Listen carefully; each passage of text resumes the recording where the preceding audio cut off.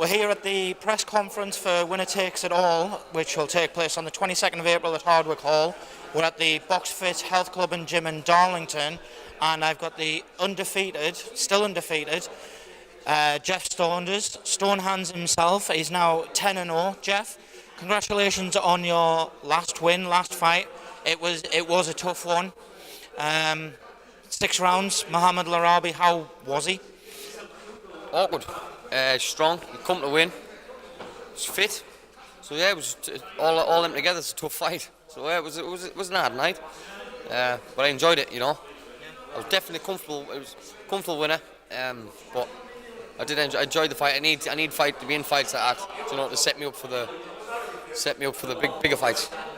Might have been comfortable for you in there, but it wasn't comfortable for my ear sap with your mother behind us screaming all for the fight. It was a good fight. Second round was obviously probably the biggest round that you've had in a while as well. You could have taken him out. You didn't. You admitted yourself afterwards that you took your foot off the gas a little bit. Looking back now, do you still think that, or were you more than happy to get the full 6 rounds in, or should you have gone for that stoppage and just got him out of there? Nah, well, you look at it 2 ways, you know. I did get him going. I knew I got him going because I seen him start doing the chicken dance. But I put the foot on the gas, you know. I hit him with some good shots, and I thought, you know, I can do this to like a lot of people, you know. If they just blast them out in the 2 rounds, I want to give the crowd some benefit for the money what they paid to come and fight us, you know. I know I had a lot of complaints in my first year of my career when I was blowing everyone away in like a minute and 10 seconds and stuff. Try 15 seconds, no, a minute and 10. 15 seconds. Yeah, so, no, but like you say, I want the ring craft, I want the experience, I want the hard nights. Turned out to be exactly one of them, you know, and I benefit for it. So, I think I did the right choice, yeah. I mean, obviously with yourself, you are undefeated, 10 fights, 10 wins, handful of stoppages in those early fights as well, but you have stepped up to the plate. Obviously, you had the win against Larabi. You've also had a win against Mark McRae. What can you take from those fights going into a challenge belt, which is obviously going to be over 8 rounds against Chris Truman, isn't it? Correct. Yeah. Yeah. Wait. Like I say, Chris Truman is he's got a good amateur pedigree behind him, so he knows his way around the ring. So I'm not going to take him for granted. But I know my way around the ring as well. You know, just as good, or if not better than him.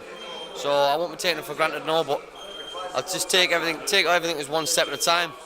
You know what I mean? All the last 2 years, the boxing's just been setting me up for moments like this. So I'm looking forward to a good night of boxing.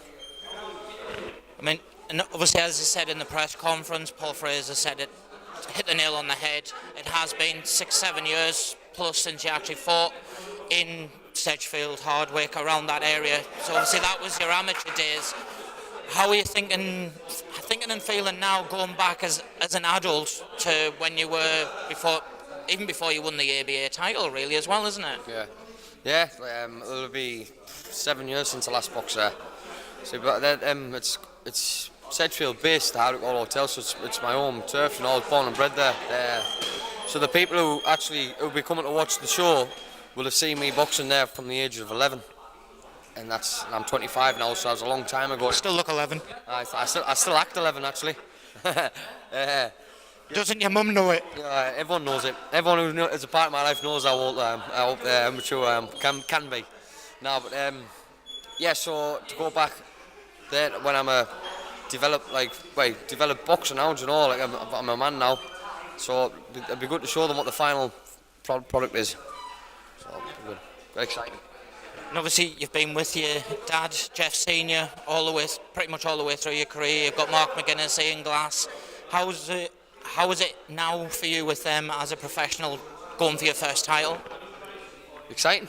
Yes, exciting. I know some people might look onto it and not think, it's only a little title, you know what I mean? But it's a stepping stone as well, though, isn't it? Yeah, it's a stepping stone, like I say. People who say that as well don't look past me, by the way, because you know for a fact if you're in the ring with me, you're in for an hard night. You know what I mean? That's the people who think, he's just taking the stone, all the rest of it. Crack me out. If you want to go at me, crack me out. You'll be shocked when that bell goes. It's only me and you. You know, it's you know you're in for a fight. So I'm not no pushover. Believe me. Are the calls starting to come in for you with regards to the bigger titles, like a Northern area or English title, anything like that at the minute? I'm not too sure yet, as of yet. Not that I know of. To be honest, I don't think not many people might want to get in the ring with me as of yet. I'm on a roll, so I don't know. I'm just take one step at a time, get this fight out of the way with, and see where we go from there. But I'd like to. The English title sounds good to me. I'd like to have a go at that, definitely. And obviously, as you've said in the press conference, you're sponsored up to the hilt so you can actually train and perform as a professional on a full-time basis. You've got ESRG, isn't it? You've got Ramside Hall Hotel, Premier Road Martins. Ian Glass, a new coach that's on board now. It's Michael Turner of Eclipse. He's based in Sedgefield. All of them doing wonders for me. Like I say, I've done me 2 years now, and I've managed to be a full-time athlete for them 2 years. And it's getting me up there now, and I'm going to be knocking on the door soon for title shots and stuff, and so hopefully it'll pay off. You've got to have all the faith in the world, so and I have faith in myself, and obviously the people who are backing us have obviously got a lot of faith in me too, so Team Saunders, let's do this. And how you find it being with Steve Wraith now? It's you're at the end of that first year now, is it, or coming into the second? I'm not too sure. I think it'll be approaching the end of the first year. To be honest, I'm not up to date with all that. I just concentrating on what's in the ring. Give the paperwork to my mum, and I just get in the gym. She does nothing anyway, does she? No. He says looking at her as she's doing paperwork at the back of the room with Steve, but doing nothing anyway. Yeah, so I'm excited. It's like I say, we'll take one step at a time, get this fight out of the way with, see where we are with contracts and whatnot, and then go from there. Yeah, contracts are the last thing on your mind, really. So it's obviously 22nd of April, Hardwick Hall Hotel. Jeff Saunders steps up to 8 rounds for a challenge belt against Chris Tuman. One final thing, Jeff, where can your fans get your tickets from, and how much are they? And are you making them walk to the venue on the night? It's now just get in touch with me. My mum on Facebook, just give us a message, come down, show your local support. There'll be posters plastered about, the phone number will be on there. I'd appreciate it as much of you as possible that can get down and watch the fights. There's going to be some cracking fights on, the action-packed tonight. We've all trained hard for this, so we'll all enjoy it, and I'll have a good few pints for you all after. Jeff Saunders, good luck on the 22nd, and 11-0. Well done, mate. Well done, man. Good luck. Thank you.